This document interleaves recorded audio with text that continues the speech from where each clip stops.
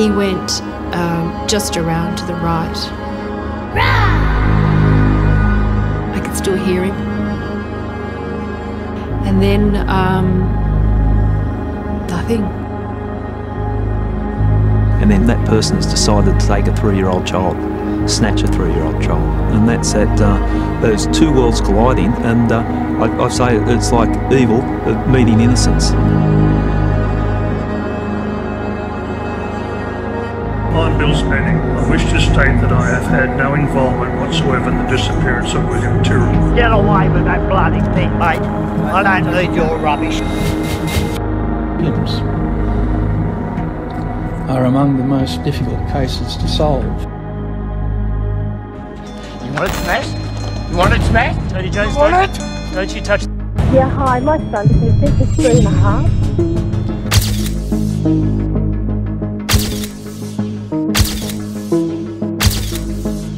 No! Before I lose it! Hey. You'll get killed, idiot!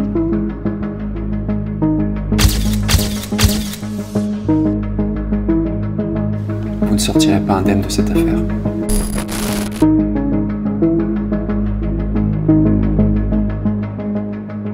Bonjour à tous, c'est Lionel. Je suis ravi de vous retrouver aujourd'hui pour une nouvelle affaire fascinante et très effrayante, je dois dire. C'est sans doute le plus gros mystère criminel actuel en Australie, la disparition de William Tyrrell, donc un enfant de 3 ans qui s'est volatilisé en 2014.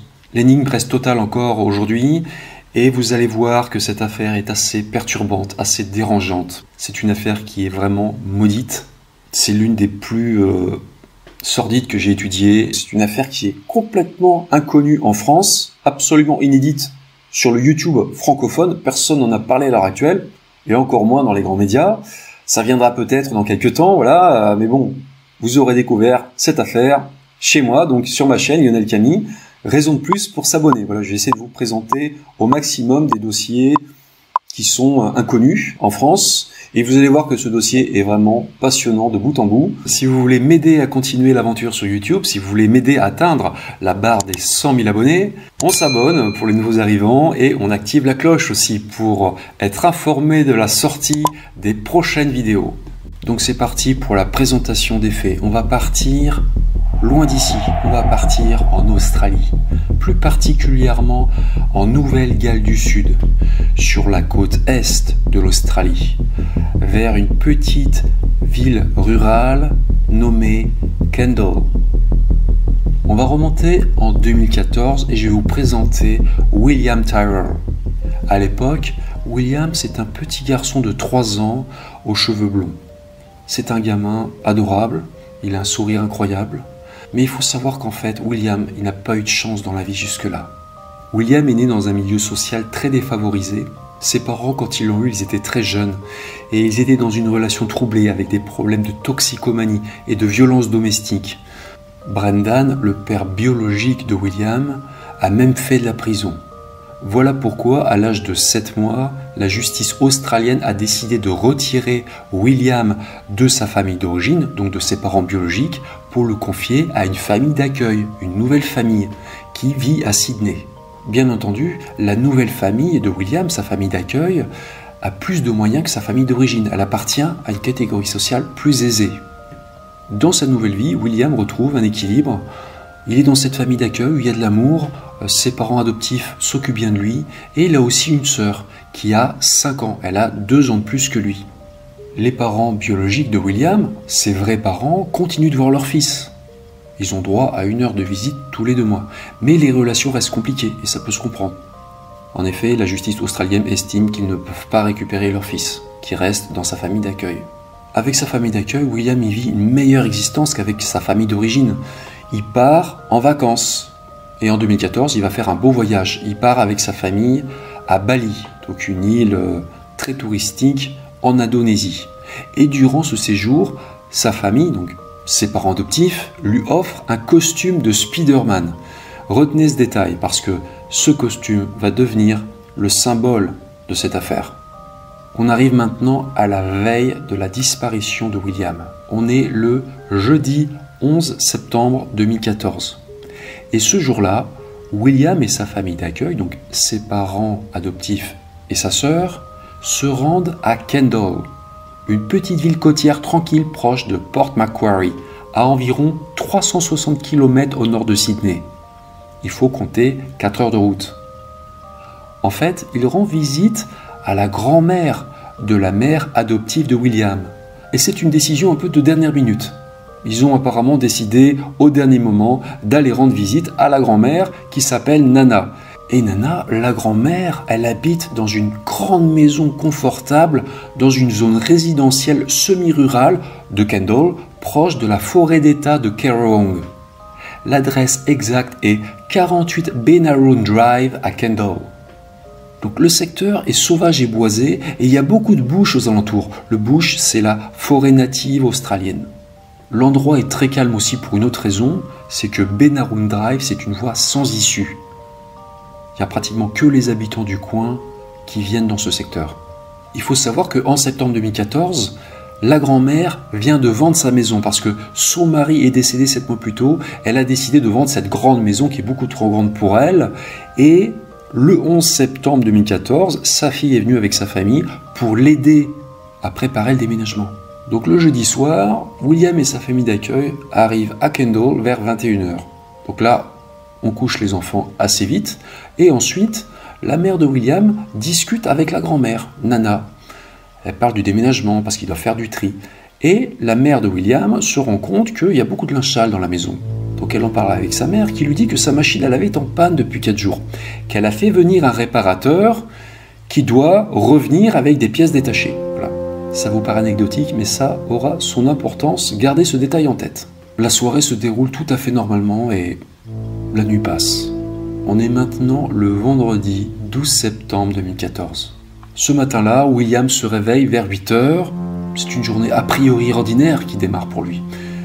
Et il veut jouer et il insiste pour mettre son costume de Spider-Man. Rappelez-vous, le costume qui avait été acheté à Bali. Vers 8h30 du matin, toute la famille prend le petit déjeuner. Rien de plus banal. À 9h03 du matin, la mère de William, la mère adoptive, attention, elle passe un coup de fil. Elle appelle le réparateur de la machine à laver de la grand-mère. Rappelez-vous qu'elle en avait parlé avec sa mère la veille, la machine à laver était en panne, le réparateur était venu 4 jours plus tôt, il avait fait un devis, il devait revenir pour ramener des pièces détachées. Bon, apparemment ça traîne un peu, donc elle prend l'initiative d'appeler le réparateur. Elle fait ça pour sa mère, quoi. Elle n'arrive pas à le joindre, donc elle laisse un message sur son répondeur téléphonique. Ça paraît anecdotique, mais c'est important, gardez ça en tête. Entre 9h et 9h30, le père adoptif de William s'absente de la maison, Benaroon Drive, et il part en voiture. Il part acheter des médicaments sur ordonnance dans une pharmacie qui est située à Lakewood, une bourgade à 8 km de Kendal. Il faut compter environ 11 minutes en voiture. Il en profite aussi pour passer un appel professionnel avec Skype. Entre 10h et 10h25 du matin, William et sa sœur sont avec la mère et la grand-mère sur une terrasse couverte à l'arrière de la maison. Pendant que les enfants jouent, la grand-mère et la mère, qui sont assises sur la terrasse, discutent.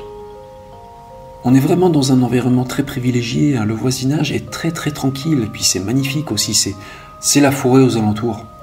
Rien d'anormal n'est à signaler. Donc là, à cet instant précis, William, il est habillé dans son costume de Spider-Man et il joue sur la terrasse, en compagnie de sa sœur et des adultes. Vous voyez des photos qui ont été prises à cet instant-là.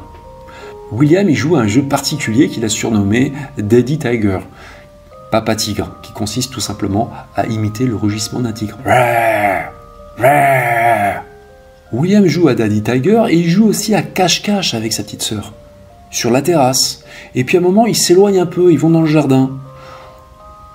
Sa mère et la grand-mère continuent de discuter tranquille et elles entendent William en train de faire.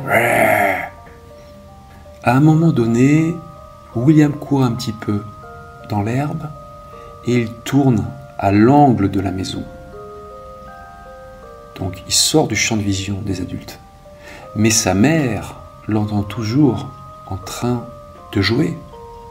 Elle entend toujours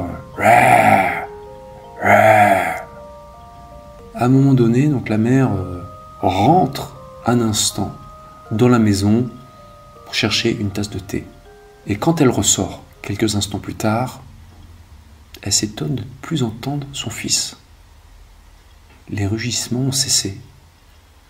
L'instinct maternel l'incite à aller voir où est son fils. Donc, elle sort de la terrasse, elle marche dans l'herbe, elle tourne à l'angle de la maison, et là, l'endroit est désert.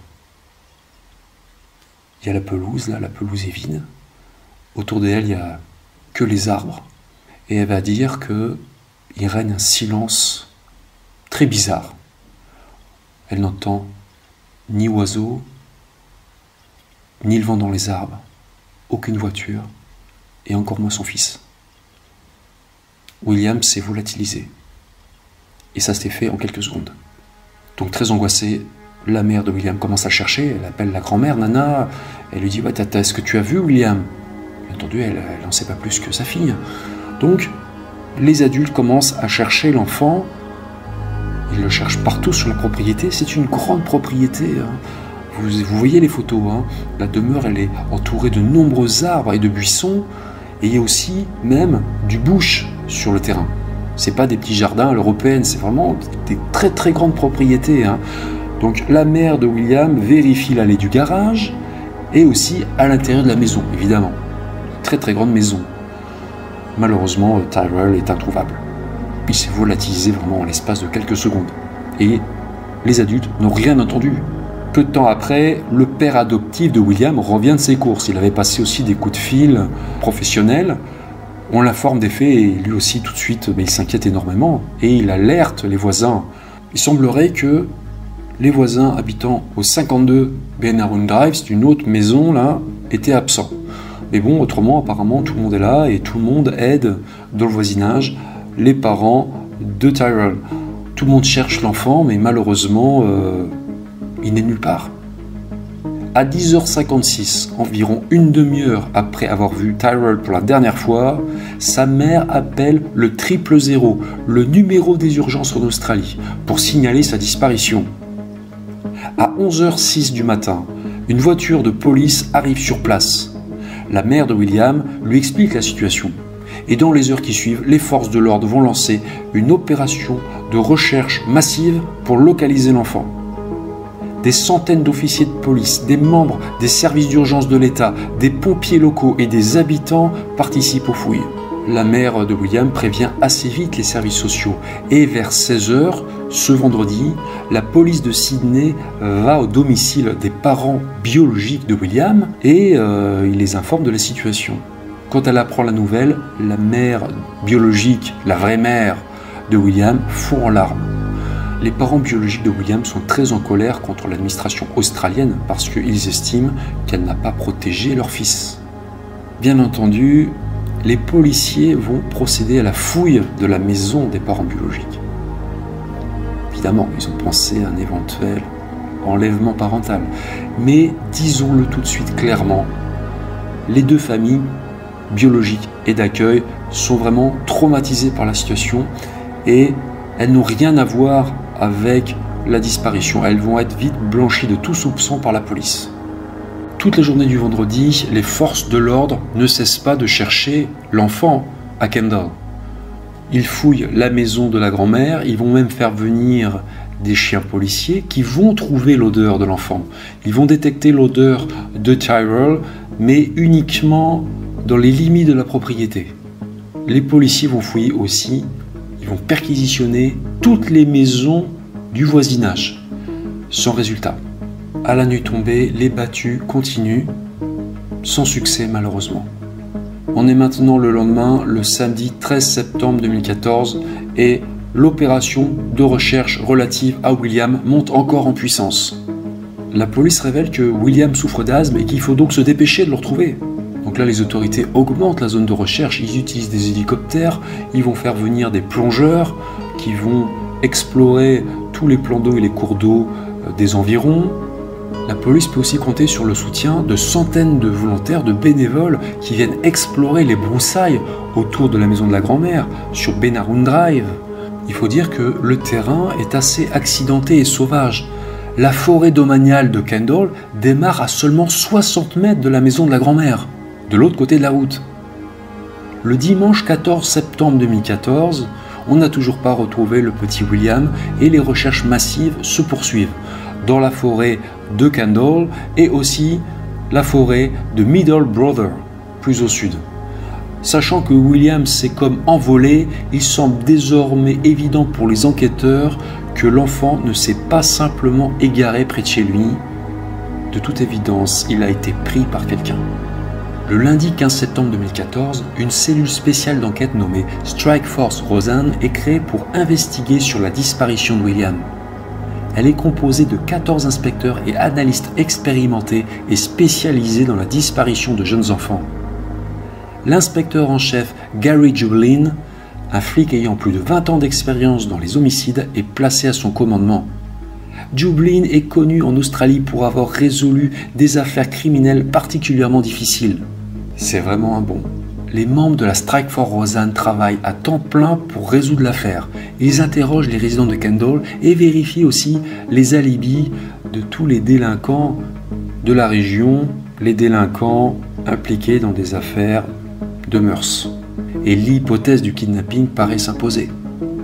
Ce qui taraude les policiers, c'est que, en général, les criminels de ce genre ne s'intéressent pas aux enfants aussi jeunes. William n'a que 3 ans. De plus, il est peu probable qu'un prédateur à la recherche d'une victime soit venu spécialement chasser dans le quartier à Benarun Drive, parce que cet endroit est considéré très sûr et parce qu'il est dans une voie sans issue. Il faut vraiment avoir une raison précise pour venir à cet endroit. Après avoir observé la configuration des lieux, Gary Jubelin, il est quasiment certain que William, s'il est parti à pied après avoir tourné à l'angle de la maison, il n'est certainement pas remonté vers le haut de la pente, parce qu'en plus là, il y a un épais bush, il y a des arbres à cet endroit. De toute façon, il aurait été stoppé par une clôture. Pour Jubelin, il semble vraiment évident que l'enfant est parti à pied vers le bas de la pente, ça redescend. Il a certainement redescendu la pelouse là. Il est probablement allé en direction de la route. Et il avait peut-être une raison précise de faire ça. Il attendait le retour de son père.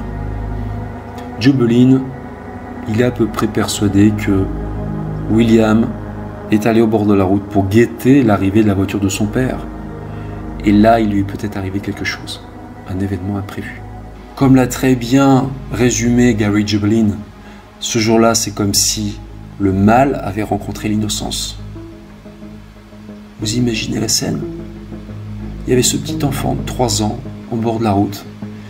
Et là, c'est un homme de voiture qui est arrivé avec un homme à bord. Et cet homme a décidé de commettre un acte d'une monstruosité indescriptible. Pour lui, c'était très facile d'établir un contact avec l'enfant. Il lui a très certainement dit « Hey, salut Spider-Man !» L'enfant ne s'est pas méfié. Et là, ce prédateur, ce déséquilibré, ce monstre, a décidé de le prendre et de l'emporter. Tout ça, ça s'est passé très vite certainement et on n'a plus jamais revu William depuis. Une profileuse criminelle de la police australienne, le docteur Sarah Yule, va confirmer tout ça. La rapidité de l'enlèvement et aussi sa non-préméditation. Pour une raison assez simple, il faut se rappeler que la visite de la famille d'accueil chez la grand-mère avait été décidée au dernier moment. Pour la profileuse criminelle de la police australienne, le ou les ravisseurs de William avaient certainement une autre raison d'être dans le quartier. Oui, mais laquelle? Le 18 septembre 2014, la police recueille un témoignage potentiellement crucial pour l'enquête. La mère de William s'est souvenue que le jour de la disparition de son fils, 2 voitures étaient garées à peu près en face de la maison de la grand-mère sur Benarun Drive. Ces deux voitures étaient un vieux break blanc et une berline de taille moyenne gris argenté. Les vitres étaient baissées et avec du recul, c'est assez étrange parce que, en général, les visiteurs se garent dans les allées des garages ou devant les maisons, pas entre deux propriétés comme ça. La police prend très au sérieux cette piste parce que ces voitures sont inconnues, personne ne sait qui était leur propriétaire et elles n'ont plus jamais été revues par la suite dans le quartier. Le 21 septembre 2014, on est une semaine après la disparition du petit William et la police va réduire les recherches faute de résultats. Dirigée par Gary Jubelin, la Strike Force Rosanne, la cellule spéciale d'enquête, va travailler très dur sur le dossier de la disparition de William. Les policiers vont mener de nombreuses investigations et ils vont s'intéresser à un certain nombre de personnes d'intérêt. Une personne d'intérêt, c'est un individu auquel la police s'intéresse, mais qui n'est pas encore officiellement qualifié de suspect. C'est juste avant en fait, et la frontière est parfois assez mince. L'identité de plusieurs de ces personnes d'intérêt va être révélée dans la presse. Nous allons maintenant passer en revue un certain nombre de ces personnes. Le premier individu qui sera la seule personne d'intérêt officiellement reconnue par la police s'appelle Bill Spedding. Et vous allez comprendre pourquoi. Bill Spedding tient une entreprise de réparation d'appareils électroménagers. C'est le fameux réparateur qui devait revenir arranger la machine à laver de la grand-mère de William. Environ 1h30 avant la disparition de William, la mère de l'enfant avait laissé un message sur son répondeur téléphonique. Et Spedding avait apparemment commandé les pièces, mais il n'était pas encore revenu. Jubelin suspecte fortement Bill Spedding, qui subit un interrogatoire de 6 heures. Le 21 janvier 2015, la police perquisitionne les locaux de l'entreprise de Spedding ainsi que sa maison de Bonny Hills, à environ 26 km à l'est de Kendall.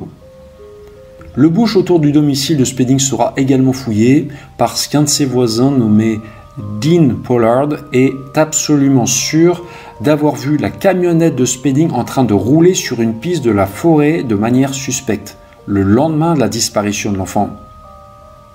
De plus, on aurait trouvé lors d'une perquisition un jouet de Spider-Man dans la camionnette de travail de Spedding.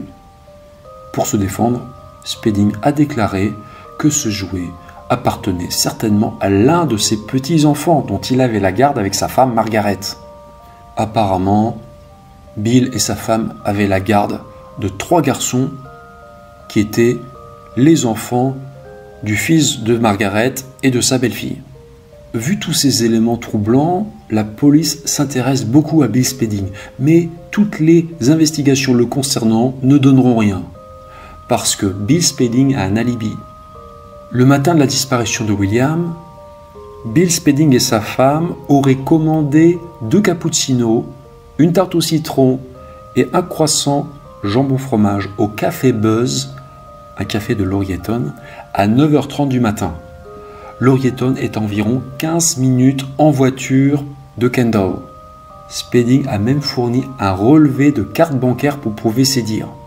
Son épouse ainsi qu'un témoin auraient même confirmé cet alibi.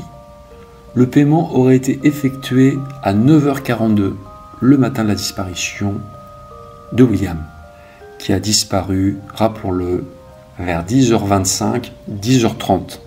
Le couple aurait ensuite assisté à une assemblée scolaire, toujours à Laurieton, car l'un des petits-enfants des Spedding, dont ils avaient la garde, devait recevoir un prix. Un témoin se souvient que Bill Spedding était peut-être là vers 10h15, mais un certain doute persiste, parce que la maison de la grand-mère de William est située à 12 km et 15 minutes en voiture. Pour mémoire, William a disparu vers 10h25, 10h30 du matin. Il y avait donc un créneau d'environ 10-15 minutes pour aller à Kendall commettre le crime. Spedding clame qu'il n'est pas allé à Kendall le jour de la disparition de William. Il assure qu'il n'a pas mis les pieds à Kendall ce jour-là. Soit, mais certains pensent que Margaret, sa femme, a pu utiliser sa carte bancaire pour lui fabriquer un alibi. Placé en détention provisoire pendant presque 2 mois, Bill Spedding est libéré en juin 2015. L'homme nie toute implication dans la disparition de William Tyrrell. Et le réparateur se plaint d'avoir été la victime d'un certain acharnement de la part de la police. Gary Jobelin aurait eu une vision en tunnel et vraiment se serait focalisé sur lui. C'est peut-être vrai, mais le nom de Bill Spedding va être cité dans une autre affaire. En juillet 2016, Bill Spedding doit comparaître devant un tribunal du Victoria pour une série d'accusations d'abus sur des mineurs. Ce qui tombe très mal. Les faits remontaient aux années 1980. Les charges seront par la suite abandonnées. Alors, que penser ? Bill Spedding a-t-il été injustement soupçonné dans l'affaire William Tyrrell ? C'est un fait, la police australienne n'a jamais trouvé aucun indice, aucune preuve médico-légale reliant Bill Spedding à William. Bill Spedding est donc considéré comme innocent. On reparlera quand même de lui un peu plus tard dans cette émission. En 2019, Spedding déclare avoir souffert de dépression nerveuse avec son épouse Margaret et que sa vie et ses affaires ont été brisées par cette épreuve, très médiatisée. Spedding aurait tout perdu. Voilà pourquoi il a poursuivi la police de Nouvelle-Galles du Sud pour réclamer des réparations, des dommages et intérêts.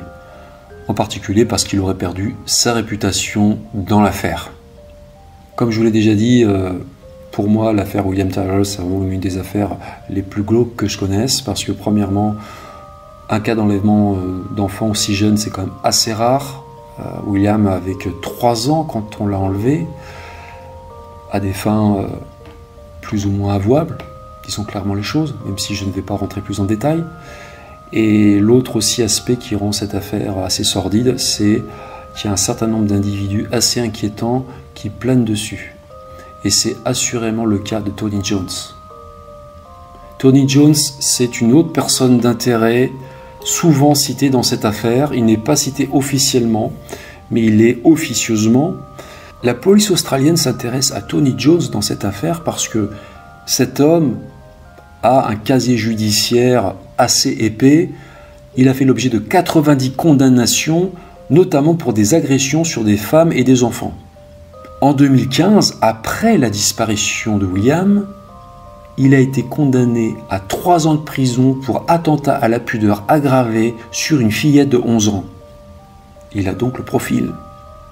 Jones est suspecté dans le cadre de l'affaire William Tyrrell parce que c'est un abuseur d'enfants notoire et à l'époque de la disparition de William, il vivait à Wauchope, une ville à seulement 20 minutes en voiture de Kendall. Et c'est pas fini. En septembre 2015, la police australienne a saisi une voiture appartenant à Debbie Jones, l'épouse de Tony, qui possédait un break Toyota blanc. Ce véhicule correspondait à la description d'une des 2 voitures suspectes vues par la mère de William le jour de sa disparition. Le véhicule a été expertisé par la police scientifique australienne. Par ailleurs, un témoin a signalé à la police en septembre 2018 avoir localisé dans le bush une voiture correspondant à la description du second véhicule suspect, une berline de taille moyenne gris argenté. Et d'après le témoin, Tony Jones aurait été vu en train de conduire un véhicule semblable en 2014. Seulement, lorsque les officiers de police sont allés dans le bush, à l'endroit présumé où se trouvait le véhicule abandonné, ils n'ont trouvé que la carcasse brûlée et rouillée d'une voiture à l'envers. On a peut-être l'impression que quelqu'un a cherché à détruire des preuves. En ce qui concerne l'alibi de Tony Jones pour le jour de la disparition de William Tyrrell, il est pour le moins bancal. En effet, Jones a changé plusieurs fois de version. Ce matin-là, il a quitté son domicile en disant à sa femme qu'il allait récupérer de la ferraille dans le bush avec son fils Dwayne. Et le midi, il est rentré chez lui complètement ivre. Et son fils n'est jamais allé avec lui ce jour-là, contrairement à ses affirmations. Jones a ensuite déclaré qu'il ne se souvenait plus de rien de ce qu'il avait fait le matin de la disparition de William. Puis il a raconté à un journaliste de A Current Affair, une émission de télé australienne, qu'il avait aidé son voisin à construire un système d'eau chaude. Mais la femme du voisin, décédée d'un cancer de puits, a formellement contredit cette information. Jones avait certes aidé son mari, mais 4 mois avant la disparition de William. Au vu de tous ces éléments, on peut peut-être douter de la sincérité de cette personne d'intérêt. Tony Jones est apparemment une personne assez inquiétante, très agressive même. On peut en avoir pour preuve toutes les images qui ont été tournées dans le cadre de l'émission A Current Affair. Il est extrêmement violent, il a même menacé de mort en direct l'un des journalistes. Voilà. Cet homme paraît assez dangereux et l'ex-femme de Jones a déclaré publiquement que son ex-mari avait le potentiel pour avoir commis des faits. J'en ai pas terminé avec Tony Jones, qui est objectivement un sérieux client dans cette affaire, comme Bill Spedding, pour d'autres raisons. Encore. D'abord, il a été confirmé que Jones était en relation avec un autre homme, un homme abuseur d'enfants nommé Paul Bickford. Il l'a notamment rencontré dans un pub. Bickford a été condamné à de la prison avec sursis pour attentat à la pudeur sur une mineure. Jones et Bickford s'étaient connus à travers l'association GAPA, ce qui signifie Grandparents as Parents Again, qu'on peut traduire par grands-parents à nouveau parents. Une association qui est dirigée par Paul Bickford lui-même. Paul Bickford qui a été condamné pour ce que vous savez. Voilà. No comment. Autre élément perturbant. Le matin de la disparition, un témoin aurait vu Jones dans un break blanc aux vitres embuées dans un parc de Laurieton à environ 12 km et 14 minutes de route du lieu de la disparition de William. Jones a démenti en expliquant qu'il n'utilisait jamais la voiture de sa femme, ce qui s'est révélé faux.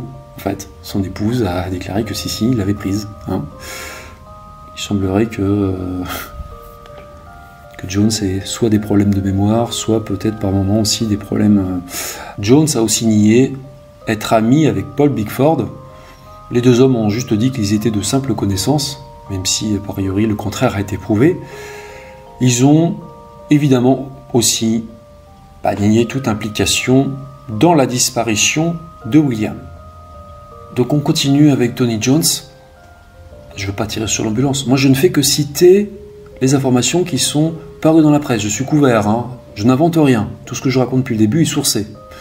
Il semblerait qu'une certaine connexion ait été établie entre Tony Jones et William Tyrrell.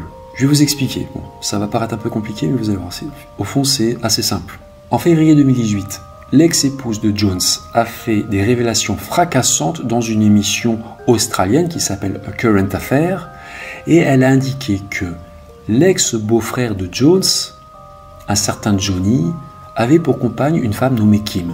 Tous les deux vivaient dans l'ouest de Sydney.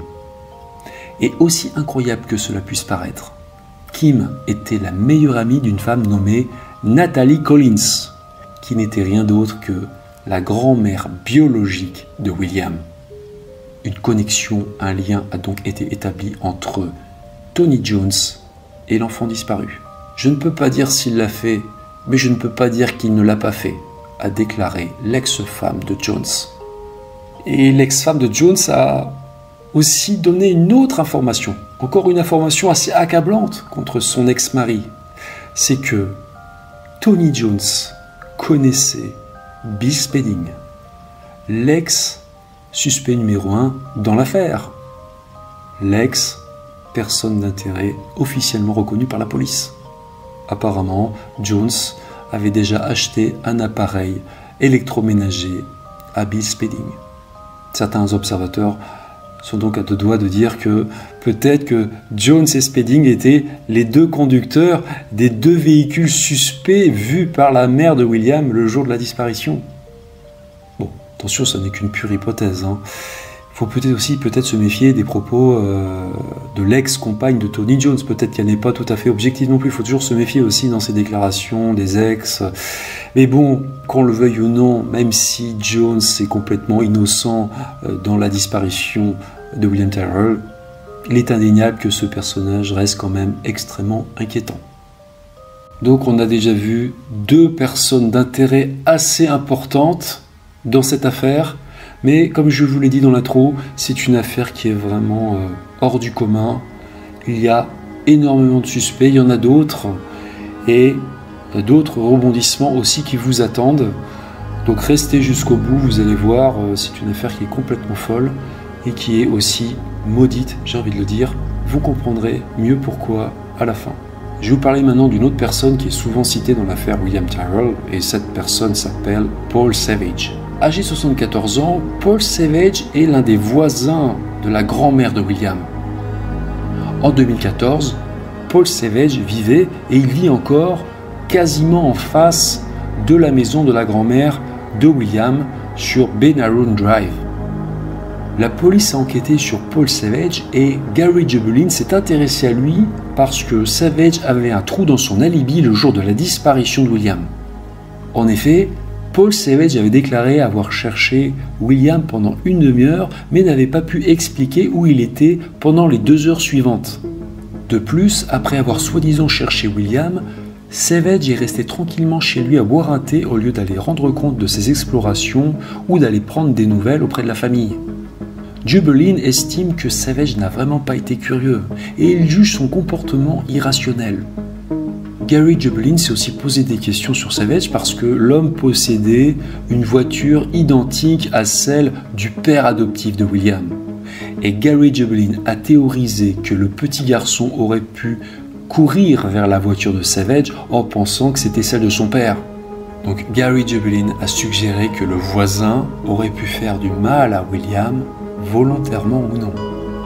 Jubelin a avancé l'idée que le voisin aurait peut-être renversé accidentellement William et qu'il aurait ensuite fait disparaître son corps.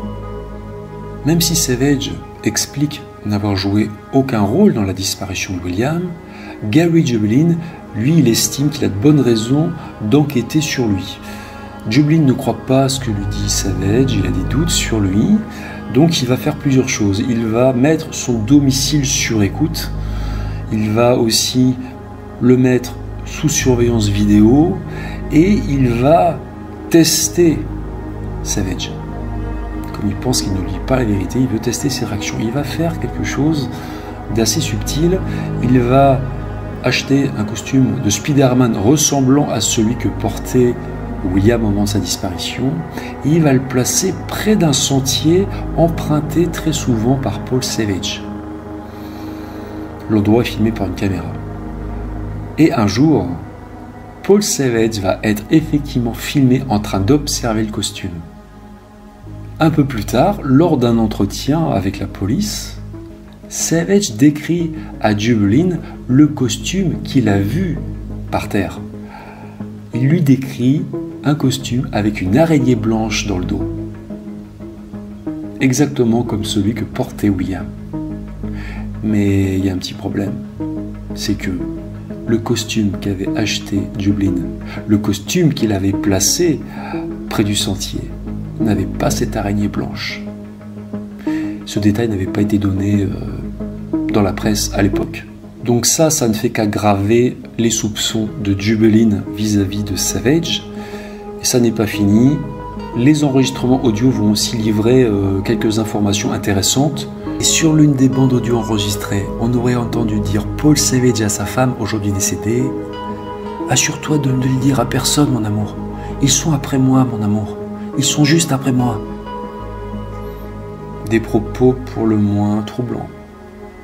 Donc en 2018, Gary Jubelin, il pense tenir son homme. Il pense que Paul Savage est peut-être le coupable. Mais on va voir que contre toute attente, Paul Savage va causer sa perte. Fin 2018, ça fait maintenant 4 ans que les policiers travaillent sans relâche sur la disparition de William Tyrrell. Et jusqu'à présent, ils se cassent les dents sur ce dossier particulièrement complexe.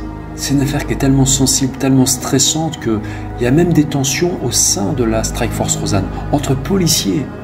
Et un jour, il y a un collègue de Dublin qui n'est pas d'accord avec lui et qui pète un peu les plombs, quoi. Il commence à l'agresser verbalement et puis il s'approche, il a même envie d'en venir aux mains, quoi. Donc là, Dublin, il se défend. Le policier énervé va être neutralisé par ses collègues. On va même l'empêcher d'accéder à son arme, vous voyez, parce qu'on ne peut pas savoir ses réactions. Et donc l'inspecteur va se mettre en arrêt maladie. Mais ça n'est pas terminé, hein. Il va accuser après Dublin d'avoir falsifié des déclarations sous serment. Ce qui s'avérera être une fausse accusation. C'est pour vous dire l'ambiance, hein. Comme je vous l'ai déjà dit, pour moi c'est vraiment une affaire maudite parce que on va maintenant assister à la chute inattendue de Gary Dublin. C'est encore un nouveau coup dur, quoi, pour l'affaire. Parce qu'en mars 2019, Dublin va être démis de ses fonctions dans l'affaire de la disparition de William parce qu'il fait l'objet d'une enquête interne sur des allégations d'inconduite.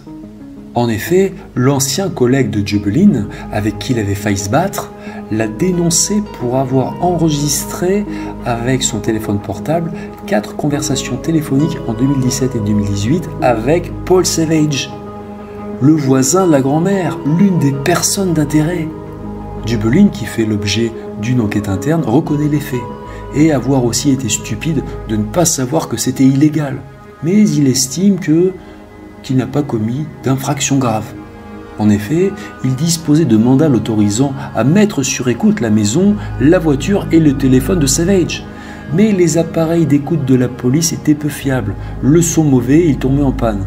Voilà pourquoi Gary Dublin a utilisé son propre téléphone portable pour enregistrer plusieurs conversations.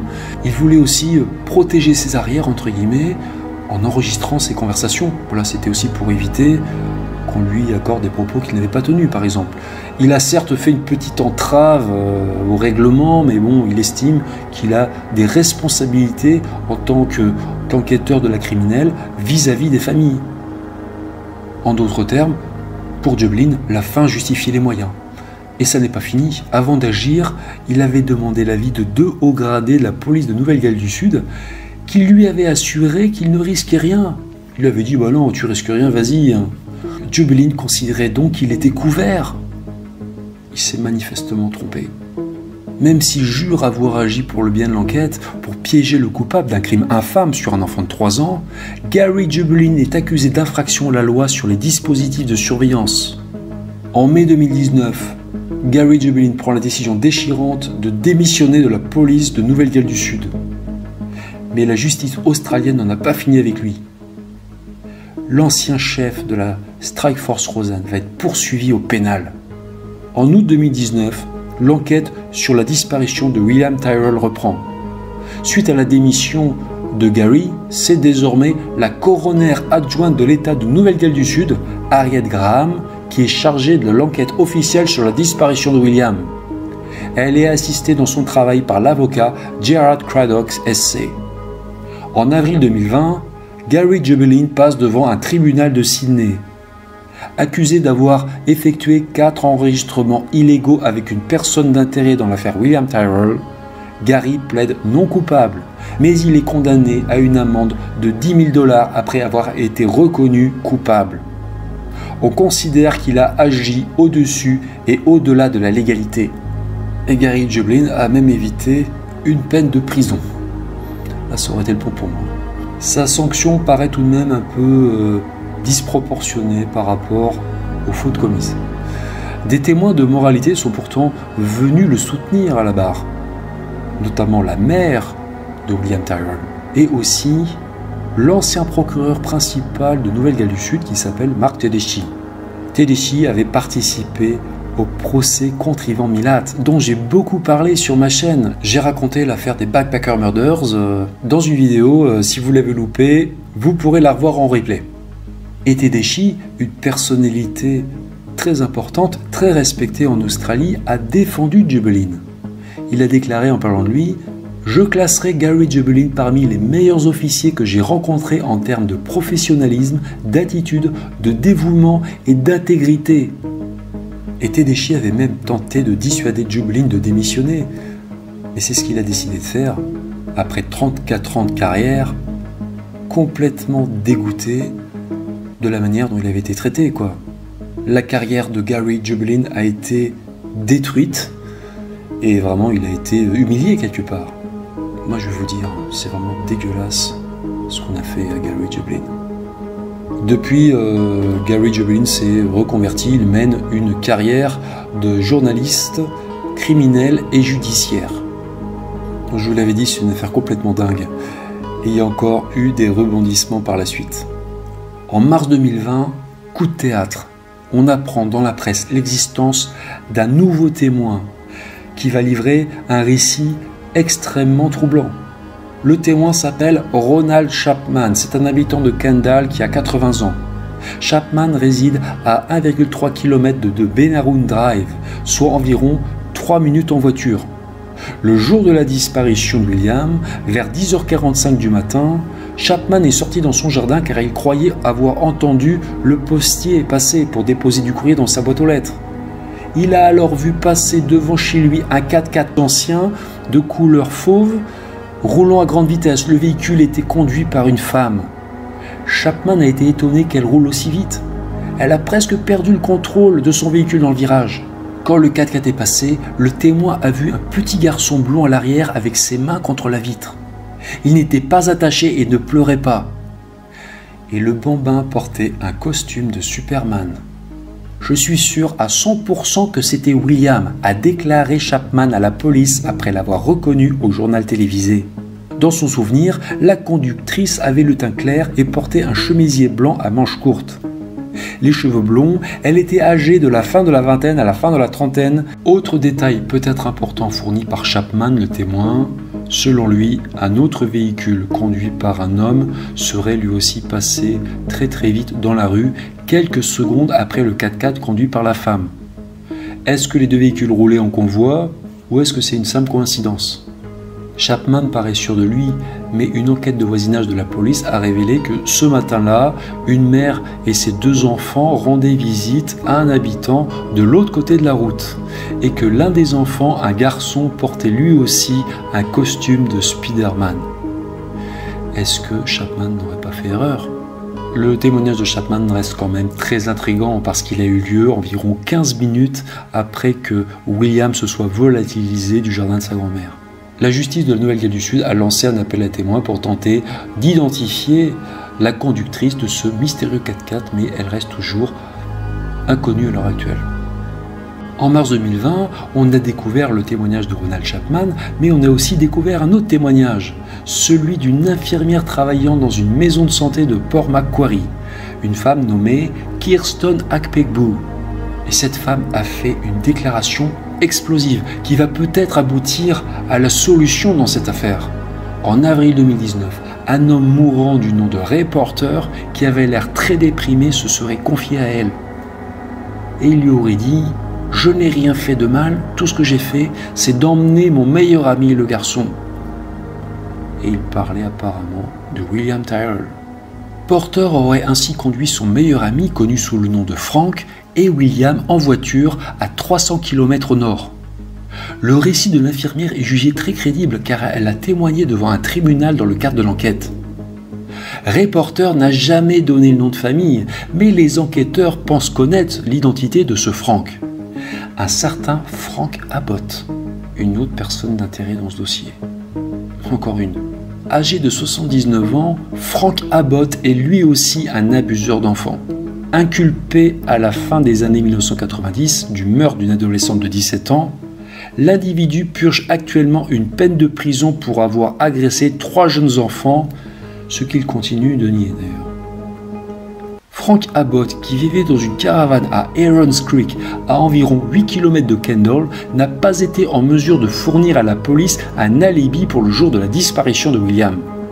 En outre, on a appris que son propre fils était décédé à l'âge de 3 ans dans des circonstances qui ont été gardées confidentielles. Pire, Danny Parrish, un habitant de Aaron's Creek, a déclaré que Frank Abbott s'était vanté à plusieurs reprises de savoir où était enterré William. Abbott aurait même suggéré le nom d'un homme, Geoff Owens, qui se serait chargé d'enterrer le corps.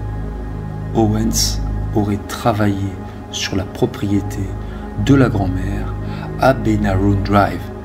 Il connaissait donc l'endroit. Les pièces du puzzle paraissent emboîtées. On a vraiment l'impression qu'on s'approche peut-être de la vérité. Parce qu'en plus, une autre témoin s'est déclarée. Une habitante de Herons Creek nommée Anna Baker a livré un témoignage qui pourrait faire sens. Le 13 septembre 2014, le lendemain de la disparition de William, cette femme était en train de s'occuper des fraises de son jardin quand elle aurait entendu un enfant crier. Elle n'avait pas fait alors le lien avec l'affaire. Ce n'est qu'en 2018 qu'elle a fait le rapprochement quand une amie l'a informée que Frank Abbott vivait à proximité de chez elle. Autre témoignage accablant contre Frank Abbott, qui est un petit peu la personne d'intérêt surprise, celle sur laquelle se concentre vraiment l'attention en ce moment même. Une femme dénommée Tania a témoigné pour dire qu'en 2018, elle avait gardé 2 garçons et que le plus jeune des garçons lui aurait fait des confidences. Il lui aurait dit « Je sais qui a tué William » et il a indiqué qu'il s'agissait de Frank Abbott. Et détail horrible, le témoin, l'enfant, aurait précisé que Abbott aurait mis le corps de William dans une valise qu'il aurait ensuite enterré. Les 2 témoins, les 2 enfants, auraient gardé pendant plusieurs années le silence par peur qu'Abbott ne brise la nuque de leur mère comme il avait menacé de le faire si jamais il parlait. Pour en terminer avec les faits de cette affaire qui est vraiment d'une noirceur totale, je vous dis, pour moi c'est l'une des plus sordides que je connaisse, qui est vraiment très touchante parce que voilà, c'est un enfant de 3 ans qui en est la victime. Il semblerait que on a découvert une connexion possible entre Frank Abbott et une autre personne d'intérêt dans ce dossier, un certain Tony Jones, dont j'ai déjà longuement parlé. Il a été prouvé que la maison du gendre de Frank Abbott était dans la même rue que celle de Tony Jones à Wauchope. Comme quoi il est possible que tout ce beau monde se connaissait, quoi. Voilà. On arrive à la conclusion de cette affaire qui est aussi passionnante que choquante.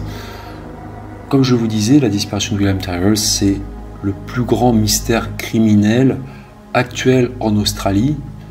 Bon, ça fait plusieurs années que je m'y intéresse. Je tenais vraiment à vous en parler aujourd'hui parce que je trouve que c'est vraiment un dossier fascinant. La police a effectué un travail de titan. Elle a reçu près de 3000 appels via Crime Stoppers, donc 3000 appels de témoignages donc. Elle a reçu près de 1000 témoignages de personnes ayant cru voir William, que ce soit en Nouvelle-Galles du Sud, mais aussi partout en Australie et même à l'étranger. Plus de 11 000 rapports d'enquête ont été rédigés et la police a identifié 690 personnes d'intérêt, rien que pour cette affaire. Je vous ai simplement cité quelques exemples, mais la seule personne d'intérêt officiellement reconnue par la police reste Bill Spedding. Donc l'affaire a donné lieu à une enquête monstre, mais personne n'a jamais été inculpé pour la disparition de William Tyrrell. Et c'est sans doute ce qui est le plus révoltant, quand on sait qu'on connaît peut-être le ou les responsables. Pour moi, il est clair que William a été victime d'un enlèvement et très certainement d'un crime, malheureusement, par un ou plusieurs responsables. Je pense que les noms sont dans le dossier, c'est certain, mais bon, c'est un dossier qui est assez étoffé, hein. Frank Abbott a l'air d'être une personne particulièrement intéressante, entre guillemets, vu les derniers témoignages. Mais bon, il n'était peut-être pas seul, mais c'est peut-être pas lui non plus, il faut faire attention, vous savez, dans ces milieux-là, par moment, il peut y avoir des règlements de compte aussi au niveau des témoignages, on peut accuser injustement des gens. Mais bon, vu son passif, il a pu commettre les faits. Ou alors, il a pu faire ça en compagnie d'une autre personne, ou alors c'était peut-être d'autres personnes. De toute façon, on voit que le choix, il y a du choix, hein. Il y a un vivier assez important de criminels dans la région. Espérons qu'on va réussir à résoudre cette affaire. On est vraiment à 2 doigts de l'avoir résolue, hein, apparemment. Et tant mieux, tant mieux. Mais bon, faut rester prudent. Vous savez, en ce qui concerne le témoignage de Ronald Chapman, qui, rappelez-vous, a indiqué avoir vu ou avoir cru voir William à l'arrière d'une voiture conduite par une femme, je ne sais pas trop quoi en penser. C'était peut-être une erreur, peut-être, ou alors ça enverrait l'affaire encore sur une autre piste. Bon, ce que je vais dire maintenant n'engage que moi, mais j'ai tendance à penser que Gary Jobling a été un bouc émissaire dans cette affaire quand même. Je pense que comme l'enquête n'avançait peut-être pas assez vite ou dans la direction souhaitée, on l'a fait sauter, voilà. Et je trouve que la manière dont il a été traité est vraiment lamentable. Parce que c'était un bon flic, c'était un excellent flic, quoi. C'était la crème de la crème. Il s'est investi à 300% dans son travail. Et moi, je suis presque à 2 doigts de dire qu'il s'est fait piéger. Pourquoi ? Parce que il avait enregistré des entretiens avec son téléphone portable. Bon, ça n'était pas légal a priori, mais il avait obtenu l'assurance de 2 hauts gradés de la police qui lui avait dit « Ouais, vas-y, tu risques rien ». Et il s'est fait napalmiser à cause de ça. Il a été quand même très lourdement condamné. Un peu plus s'il faisait de la prison. C'est quand même un comble. Mettre un super flic en prison alors qu'il y a tout un tas de crapules en liberté, c'est quand même assez révoltant. Voilà. Moi je m'interroge, je me demande si on n'aurait pas mis Gary Jobling sur la touche parce que il s'approchait d'une certaine vérité, une vérité qu'il ne fallait pas entendre. Ce qui est assez étonnant quand même, c'est que vers le début de l'enquête, la police de Nouvelle-Galles du Sud a envisagé que une ou plusieurs personnes appartenant à un réseau aient enlevé le petit William. Et ensuite, dans un deuxième temps, ils ont écarté cette éventualité. Ça pose quand même question, quand on se rend compte que toutes les personnes d'intérêt que je vous ai citées, enfin je n'en ai cité qu'une petite partie, apparemment se connaissent plus ou moins toutes entre elles. Donc voilà.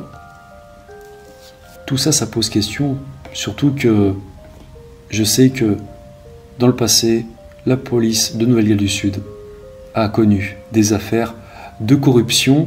Il y a déjà eu des scandales avec cette police. Voilà pourquoi il y a peut-être eu des choses pas très claires. Voilà, je ne creuserai pas plus dans cette direction. Donc selon moi, le petit William, malheureusement, n'est plus de ce monde. J'en suis quasiment certain. Voilà. Cet enfant n'aura vraiment pas eu de chance. Comme je vous ai expliqué, c'est une affaire maudite. Alors, il n'a pas eu de chance dans la vie, du début à la fin. Et voilà, j'espère qu'il est bien là où il est maintenant. Voilà, sans rentrer dans des considérations religieuses. Voilà. J'espère par contre que justice lui sera faite, parce qu'elle n'a toujours pas été faite. Ce kidnapping et très certainement aussi ce meurtre. Et je vous passe encore les détails de peut-être ce qu'il a subi aussi avant de perdre la vie, malheureusement. Tout ça, ça reste impuni à l'heure actuelle. Voilà. Donc c'est vrai que ça laisse vraiment un goût amer. C'est révoltant, quoi. C'est révoltant, quoi.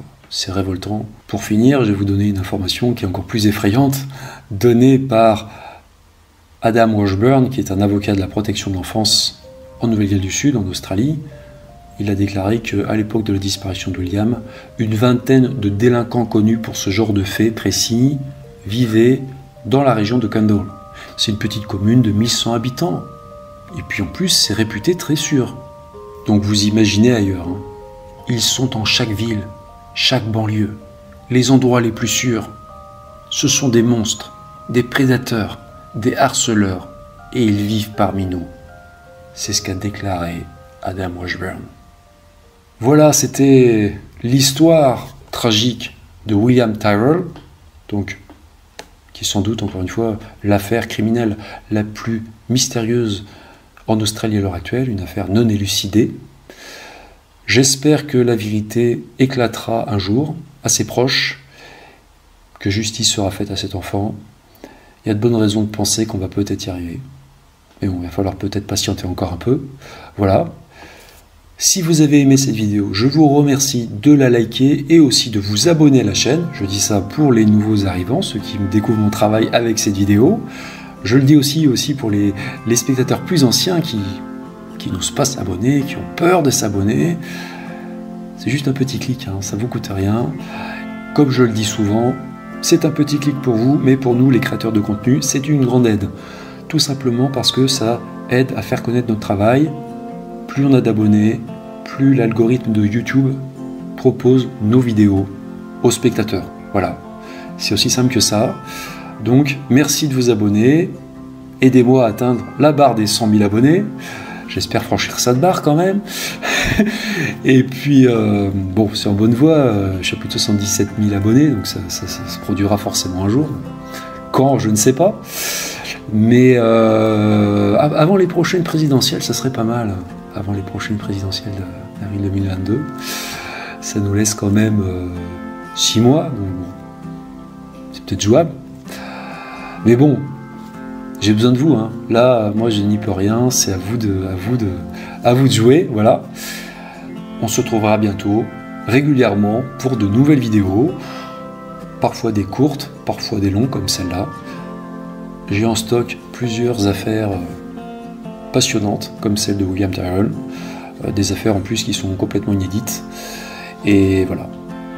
Si vous êtes abonné, si vous avez activé la cloche, vous serez informé de la sortie de ces vidéos. Enfin, j'ai très hâte de vous parler de ces nouvelles affaires. Et puis voilà. Bah, écoutez, je vous souhaite un bon automne. Voilà. C'est la période idéale pour voir des vidéos. Hein. Le temps commence à être pas terrible. Donc là, on se met bien au chaud. Et puis une petite émission de temps en temps, c'est pas mal. Même si celle d'aujourd'hui était un peu difficile, c'est vrai, un peu difficile, mais bon, faut savoir aussi parler de ces sujets de temps en temps. Et puis encore une fois, ça nous incite à être plus prudents aussi dans notre vie quotidienne. Donc à bientôt sur la chaîne pour de nouveaux mystères. Et en attendant, ne disparaissez pas.